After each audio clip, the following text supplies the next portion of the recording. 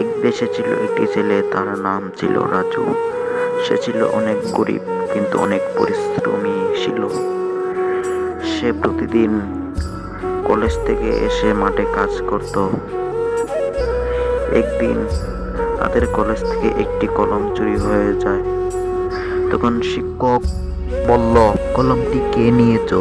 তখন সবাই বলে, আমরা নিইনি। তখন শিক্ষক সবাই পকেট তল্লাশি করতে লাগলো। সেই গরিব ছেলে রাজুর পকেট থেকে কলমটা পেল। পাওয়ার পর শিক্ষক ভাবলো রাজু চোর। তখন রাজু অনেক কান্না করতে বলল, স্যার, আমি কলমটা চুরি করিনি। তখন একদিন তাদের স্কুলের একটি ছেলে অসুস্থ হয়ে পড়ে। তখন সে বলে, স্যার, আমি রাজুকে হিংসা করতাম, আমি কলমটি চুরি করে রাজুর পকেটে দিয়েছি। তখন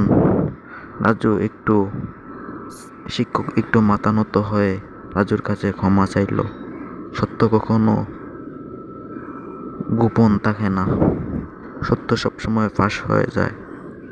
গোপন কথা সবসময় গোপন থাকে না, এটাও ফাঁস হয়ে যায়। আজকের গল্প থেকে আমরা কি শিখছি?